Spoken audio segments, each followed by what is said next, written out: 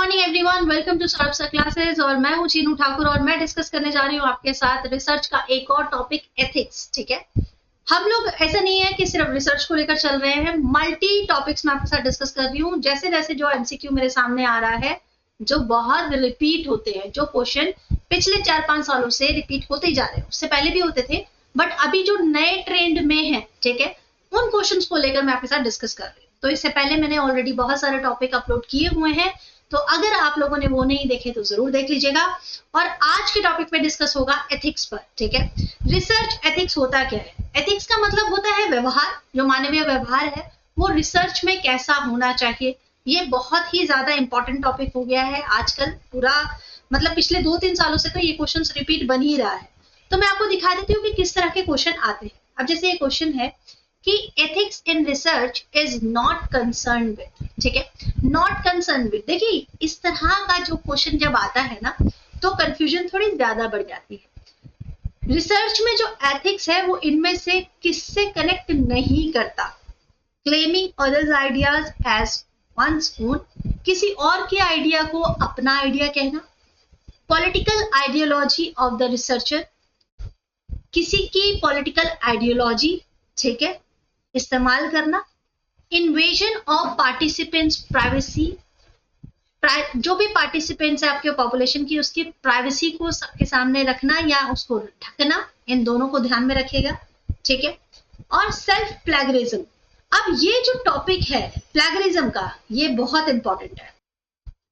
जब हम किसी पार्टिसिपेंट की प्राइवेसी के ऊपर आघात करते हैं, ठीक है, तो हमें मतलब ये दिखाया जाता है कि आप रिसर्च कर रहे हो, तो जो भी आपके सैंपल कलेक्ट कर रहे हो, जो आप पार्टिसिपेंट्स की इंफॉर्मेशन आप उनसे कलेक्ट कर रहे हो, लेकिन इसमें पार्टिसिपेंट्स की प्राइवेसी का आपको ध्यान रखना होगा।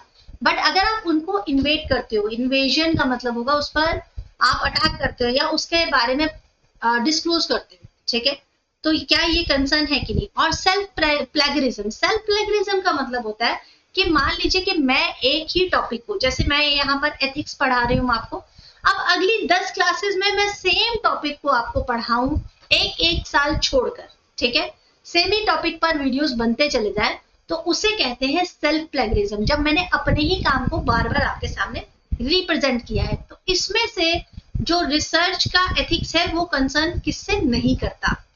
इसका आंसर करने से पहले हम पहले इस पूरी क्लास को देखेंगे, जो बहुत जल्दी खत्म हो जाएगी, चिंता मत कीजिए, बहुत लॉन्ग क्लास नहीं है। एथिक्स इन रिसर्च होता क्या है, पहले ये आपको समझना होगा।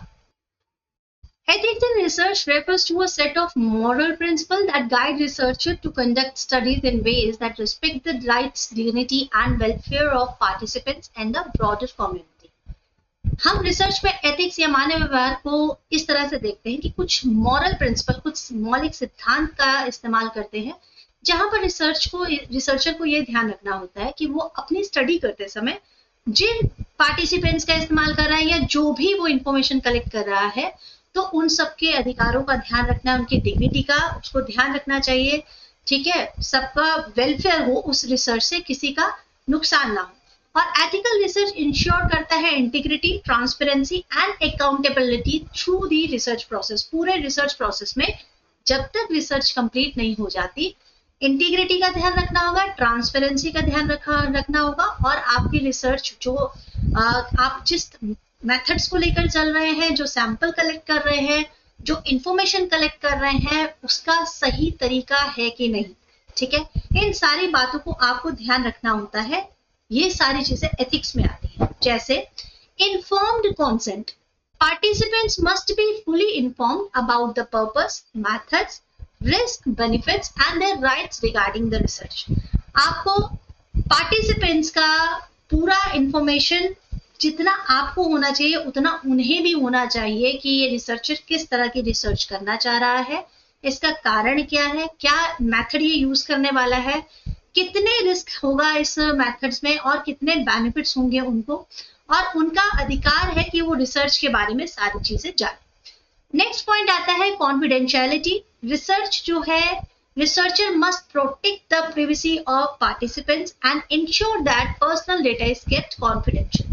यानी जो भी रिसर्च आप कर रहे हैं उसमें पार्टिसिपेंट्स की प्राइवेसी का आपको पूरा ध्यान रखना होता है और इंश्योर करना होता है कि उनका पर्सनल डेटा जो है वो पूरा महफूज रहे, सुरक्षित रहे। Avoiding harm, researcher must take steps to minimize physical, psychological and emotion harm to participants. So जब आप रिसर्च करते हैं तो आपको ये भी ध्यान रखना होगा कि आप जो पार्टिसिपेंट्स हैं उनको किसी भी तरह के फिजिकल या साइकोलॉजिकल या फिर उनको इमोशनल किसी भी तरह की उनकी भावनाओं को ठेस नहीं पहुंचना चाहिए, शारीरिक कोई भी परेशानी या मानसिक उनको किसी भी तरह की उत्पीड़न ना हो। इंटीग्रिटी एंड ऑनेस्टी, अब यहाँ पर ईमानदारी का पूरा ध्यान कहाँ पे रखना होता है कि रिसर्चर जो है he should must report data and finding truthfully, ठीक है, विदाउट फैब्रिकेटिंग एंड फाल्सिफाइंग और मिस रिप्रेजेंटिंग रिजल्ट। यानी आप जो भी डेटा बना रहे हैं, जो भी आपको फाइंडिंग हुई है, जो भी आपने रिसर्च खोजा है, उसमें आप अपनी तरफ से कुछ भी फैब्रिकेट ना करें, झूठ या कोई भी मिस प्रेजेंट रिजल्ट ना दें। प्लेगरिज्म, अब देखिए यहाँ क्वेश्चन में ध्यान दीजिएगा, क्या होता है प्लेगरिज्म और सेल्फ प्लेगरिज्म। मैंने आपको सेल्फ प्लेगरिज्म बता दिया है। प्लेगरिज्म क्या है? Research must acknowledge the work of others appropriately, using someone else work without giving them credit is unethical. यानी कि आपने जब आप रिसर्च करते हैं तो ये ऑटोमेटिक बात होता है कि आप दूसरे का रिसर्च यूज कर सकते हैं, ठीक है, बट पहले आपको उनके बारे में रेफर करना होगा कि ये जो रिसर्च है, ये शोध कार्य फलाने इंसान का है। आपको उनको पहले क्रेडिट देना होगा। आप उनके काम को अपने नाम से नहीं छाप सकते, आप उनको पहले क्रेडिट देंगे, आप बताएंगे कि मैंने इनके शोध के जो परिणाम आए हैं उनकी वजह से मैं ये शोध कर रहा हूँ।